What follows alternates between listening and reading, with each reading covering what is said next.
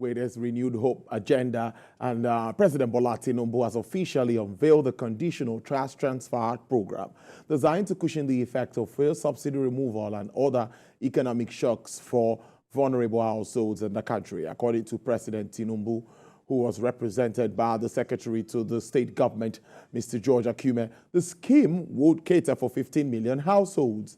The program, which is estimated to cost more than 1.12 trillion naira, would assist 62 million beneficiaries in the next 3 months. Committed to ensuring 15 million households will be receiving 75,000 naira over a space of 3 months. This equates to about 61 million Nigerians directly. The government is working to develop and deploy several more solutions and interventions to help Nigerians of all walks of life. These include A, investment of 100 billion to purchase 3,000 units of 20-seater compressed natural gas powered buses. In this particular case, the audit trail is there. The mechanism that is going to be used is one that is biometric. It is proven. You will be able to name every single person that has received those funds. Let's talk more around this. Mr. Paul Alaje is the chief economist and partner with SPM Professionals. He joins me from Dubai. Thank you so much for your time. It's good to have you on the program, Mr. Paul. Thank you so very much for having me. Mr. Paul, 15 million households to benefit from this cash transfer, conditional cash transfer introduced by government. First, I would ask you how this comes to you. What are the positives in this, and what should be done better? What can be done better? Well, first of all, I must say that it's a better development compared to how much they were collecting before. Before now, we've seen that government was sharing 10,000 every 2 months. Later, government said that has increased to 10,000. Those were in the former dispensation. The new dispensation, I've seen the reality of what the value of Naira is, and I've decided to up that to about 25,000, within 3 months, 75,000. Now, that would not have been exciting. The excitement to me is that we can achieve a number of things using this new strategy. The minister was very clear when she said that it's going to be purely via those that can receive money into the account. That's a complete departure from what used to be the case. Before now, I've seen Naira being placed on tables and people coming to collect it. It can only be very funny. Anytime I see that image, I cannot but help myself with some good laughs, because it doesn't show that we are very serious. But like those drama that we saw in the previous dispensation, we have seen those who perhaps have seen the importance to be transparent and also ensure that they are helping real human beings, the real people. So the central bank has also been clamoring for the need for Nigerians' banking penetration to improve. And we know that those who don't really have access to bank or their own banks, they are majorly, I'm not saying they are only, they are majorly those who are living in the rural community, who we can say that they are relatively poor. Those are the people. So for government to really achieve this, they have started well by considering the amount and also the volume of people they want to achieve, about 15 million households, talking about 60 to 65 million individuals, depending on the multiplier. You know, so if you are using multiplier of 4, then you are looking at about 60 million households. If you are looking multiplier of 5, about you need to add more to those you can say they want to target. It may even increase about 75 million, depending on the multiplier and the calculations they have.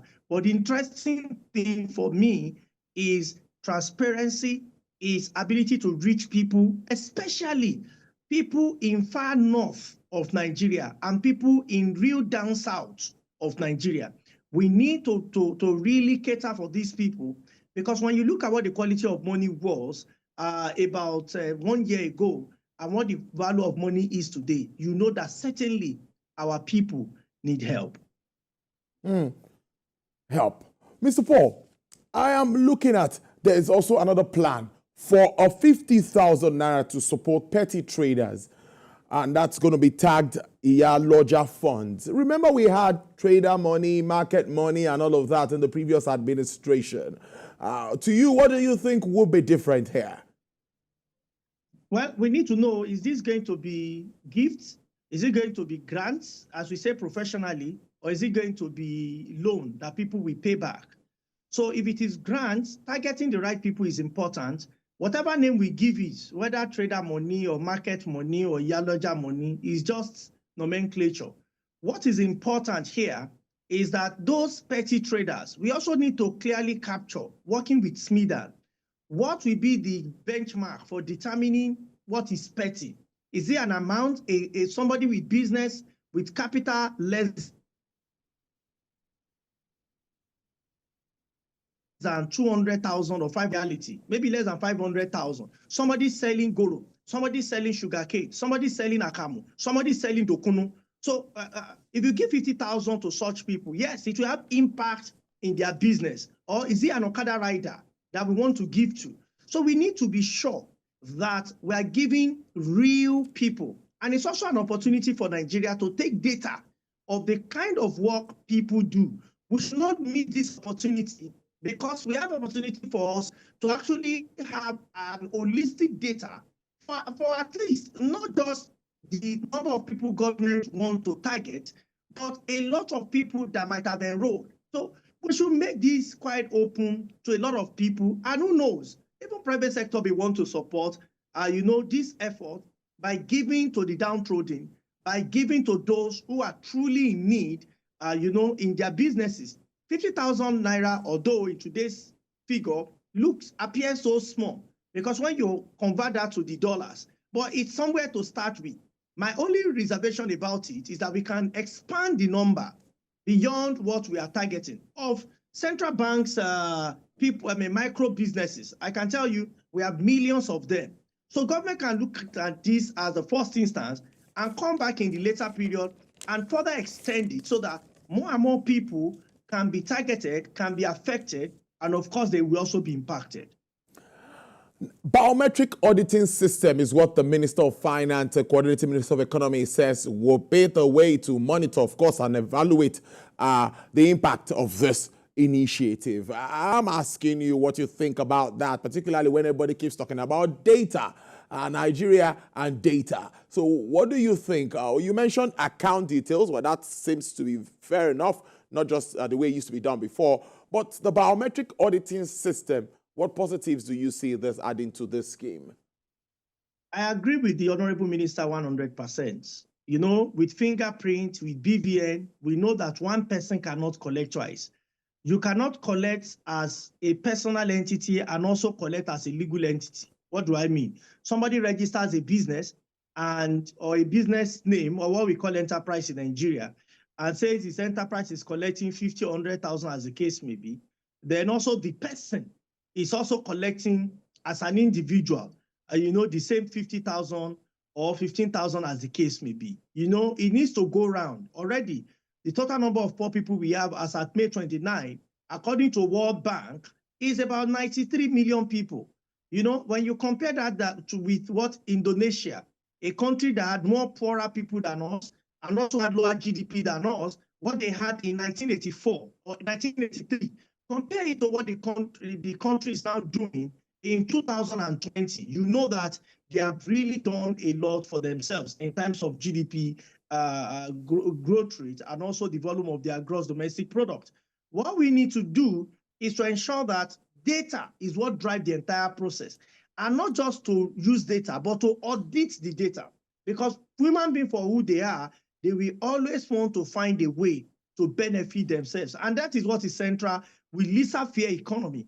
People's selfishness may want to dominate. But when systems control, for instance, data can control, such that if someone has collected before and the person at the point of thumb printing, depending on the method that authority wants to use, we can easily verify that this person has been given before, it therefore should not be qualified for the same again. Interesting. For me, the secretary to the government of Federation also mentioned the issue of gas-powered vehicles. You know, many have said that impact of fuel subsidy removal is high on transportation. Now, what do you think about that government's initiative to move along that line? Well, I think it's long overdue. I think it's long overdue. By now, we should have seen more commercial buses, especially those ones we see in our major cities and the rural area, get converted. Private sector persons, people that can afford SUV, they can decide for themselves whether they want to use it or not. But the burden of the economy, government's involvement is very paramount. And that is what Keynesian economics, that's what we advocate. We will not say leave everything to the forces of demand and supply, because the blow forces of demand and supply throws at the poor is too heavy for them to absorb. That is why it's important, as Keynesian economists, we should know when government should intervene, when the forces of demand and supply fail, or when they are too aggressive. Then government, we need to intervene to support most especially the downtrodden. In this case, how can government support commercial buses, which of course is one of the, or is a major means available to the poor? So if they convert that and we look at the rate of gas is sold for today, so that people can cope with the current realities of global economic quagmire, as is evidenced in high price of energy, high cost of energy across the world. Mr. Paul, let me now take you back to some economic issues, of course, we need to touch on before we wrap up this conversation. As of today, I think in other markets, the Naira to dollar exchange rate is above 1,000 Naira. Manufacturers are groaning. Everyone is complaining with regards to this. And recently, the CBN says 43 items, you can come in and come and access FX. First, I would ask you, what level of liquidity do we have to absorb all of this? And what do you think about that policy shift? Well, I've said time and again, our problem is in supply side. We have identified what the demand is, but we are still focusing on demand. You see, for us to clap, we need both hands. Energy of government, and I mean central bank, fiscal authority, and the one people most of the time forget to talk about, which includes Ministry of Trade and Investment, immigration, and everyone that has to do with import and export. We need them to be involved for us to control or for us to determine what our supply side will look like. We are doing less with the supply side. Bringing these 43 items while our supply remains fixed and we continue to boost demand, whether a parallel market or official rate, is a matter of time. You need to ask. Of course, you not mention figure. When you look at forward rate of Naira at FMBQ rates by next year, it's a joke. I don't want to say it so that what I say will not affect what is happening at the parallel market. I will not influence it. So it's better I withdraw what the rate is. But you can go and check for yourself and know what pledged Naira to, even in the coming period. Therefore, there are policies that can be made that can crash Naira at parallel markets within 3 weeks. And I'm being charitable. I mean, within 2 weeks, to 500 Naira to $1. There are windows, but are we willing as a nation and as a people to sacrifice it? To crash the Naira at official rate and parallel market rate. And it's not new. We have seen countries around the world, including Turkey, and quite a number of other countries that have been faced with that kind of challenge. That is how they were able to remove the force, the way they've been shocked by international forces away from their neck. We need to be very drastic in making some decision, and I mean economic decision, for us to have the ongoing rate. When we do, this is what you are going to see. First, you are going to see a major reduction in inflation. Even though inflation in some part of the world has started to reduce, in Africa, because all of us continue to follow the same direction. Perhaps our coach, the person coaching Nigeria, is coaching Tanzania, is coaching Ghana, is coaching so many countries in Africa, and we're getting the same result. We need to change who is speaking to our ears from the international community, because we are looking at the result. Even in football club, for those that love football, they will tell you when their coach or their advisor is not achieving results, the next thing fans will say, which are now citizens in the case of economics, is that we need to change the coach. I think it's high time Africans, and more importantly Nigerians, needs to consider those who can help. When I say coach, I don't mean ministers or president, no. I'm talking of those in international community, pushing laissez-faire system, 100% to us. It is not wrong to practice laissez-faire system, but you need to balance it because of the kind of people, income capacity, quality of money, and so many other things that we need to have a whole class for us to have conversation about it. So I therefore say there are policies that can be promoted. We are not yet there. Maybe authorities are aware, but they don't want to promote them. No, but there are policies that can be promoted to bring down this rate within 2 to 3 weeks to something bearable from over 1,000 you mentioned. I don't want to mention the actual rate I'm hearing because it's very difficult to believe, to perhaps 900 to 800 to 700, and within the corridor of 500 to 600. That will mean that Nigerians can buy a PMS that they are currently buying average of 600 to 680. They would then be buying it perhaps at the rate of 400 or 350 naira per liter. These are the things we must do, but they will not come easy. They will come with decisions. Let me also give you a clue. Maybe it will help policymakers, in making their decision. Over 40% of demand for naira today, it is not because of 43 items, no. It is not because people want to import, no. It is because people are speculating. They are speculating because of no confidence in local currency. They are not sure that the value of naira will not get devalued. Therefore, they keep going to parallel market, keep holding the dollar. While central bank, who should be the official or the referee in who gets the naira, they are making it difficult for the central bank. Now, as central bank, what should the authority do? Is to ensure that spending the money is not going to be relatively easy within the economy. And when you check other countries, they've made such policy. It's not hurting, it does not hurt international community, but it protects the economy from getting overly exposed. We had this conversation 3 months ago. I had this conversation with you 6 months ago. I have the same conversation with you 2 years ago.